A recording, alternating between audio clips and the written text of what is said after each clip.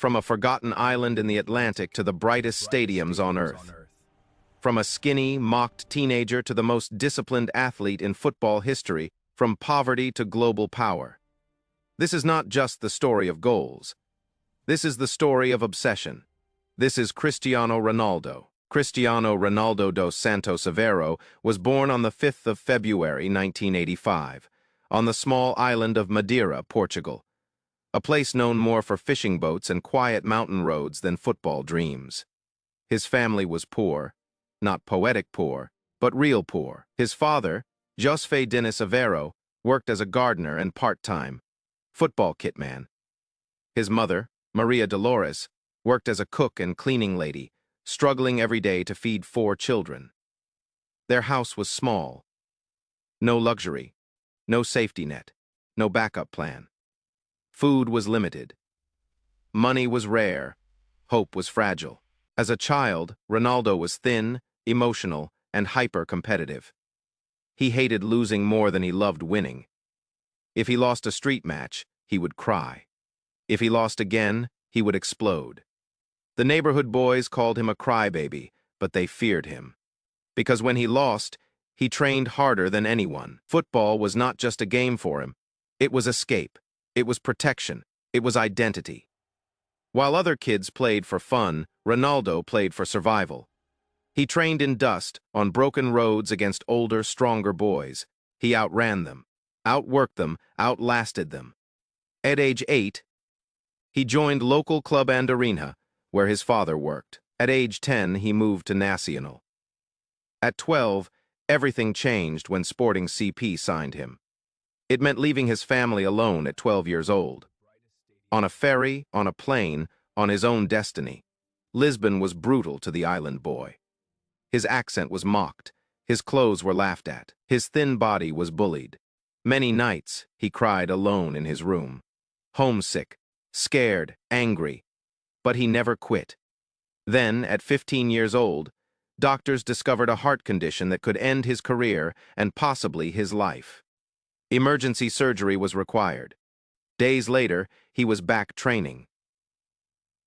Pain didn't stop him. In 2003, Sporting played a friendly against Manchester United. Ronaldo destroyed their defenders. After the match, United players begged Sir Alex Ferguson to sign him. Within days, the transfer happened. Cristiano Ronaldo arrived in England at 18 years old. The Premier League swallowed players whole. He was laughed at, called a show-off, a diver, a skinny boy with tricks, but no end product.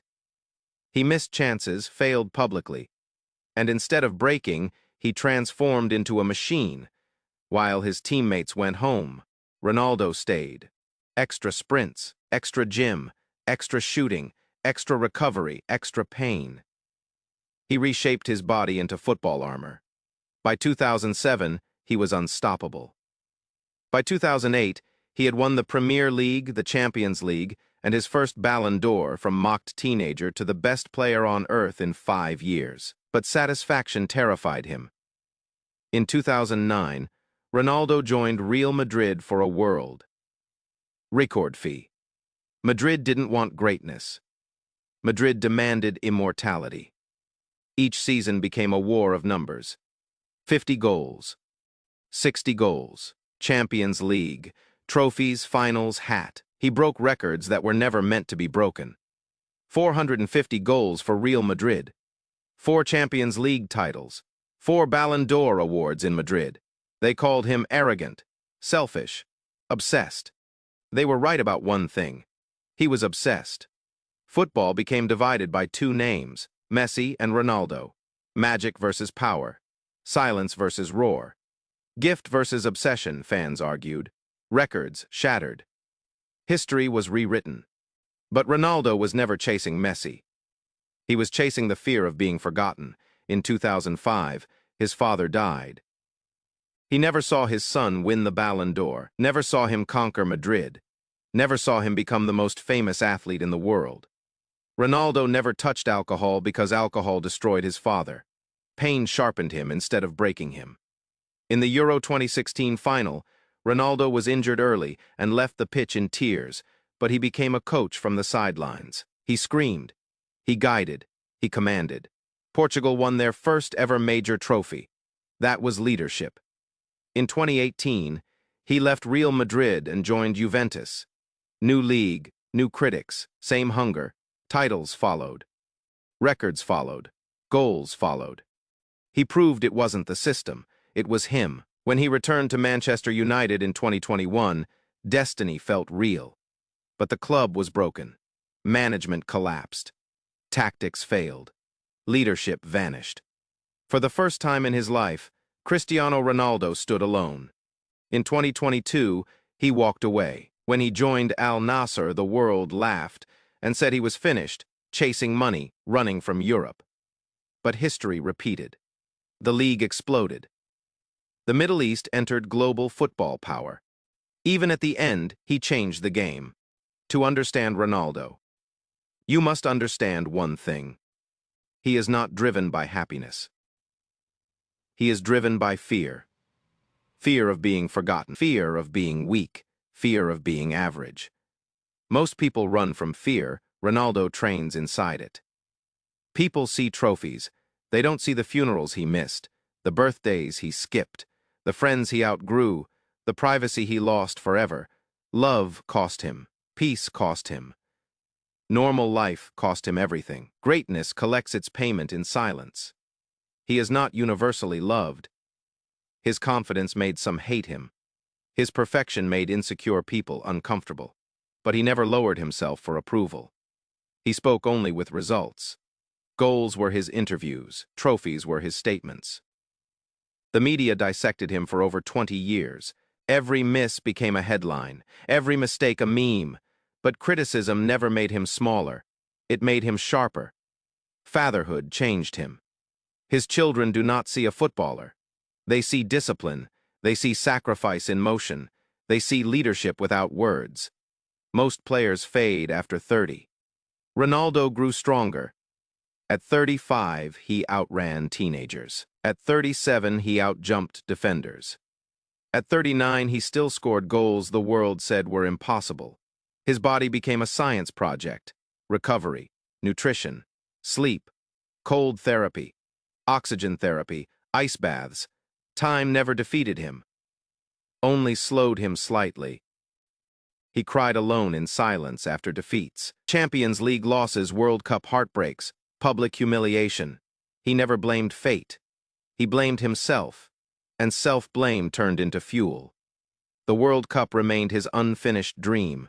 He chased it across generations. He scored at every World Cup he played, but destiny never gave him that final trophy. Still, he never stopped chasing it. At his peak, Ronaldo became a global corporation, a living brand, a walking empire, Nike lifetime deal, CR7 brand, hotels, gyms, fragrances, social media dominance.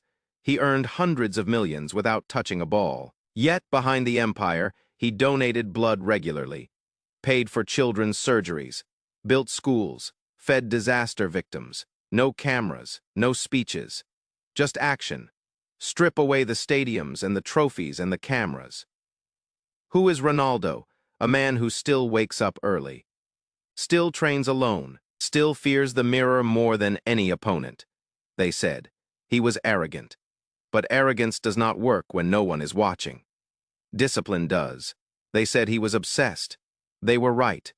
Obsession built everything they admire. In his final years, celebrations became quieter. Speed became wisdom.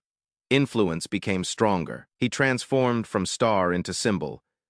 Cristiano Ronaldo represents what happens when talent meets suffering, discipline meets fear, and obsession meets time. He is not the most gifted footballer in history. He is the most relentless. If his life teaches anything, it is this. Motivation fades, confidence breaks, mood changes. Discipline does not care. Discipline works on good days and bad days and empty days. Even now, Ronaldo still looks into the mirror every night, not to admire, but to check if the fire still burns. And as long as that fire burns, he will never be finished. You do not need his talent. You do not need his money. You do not need his genetics. But if you learn one thing from his life, Learn how to suffer with purpose. Because Cristiano Ronaldo was not born the greatest. He trained himself into it.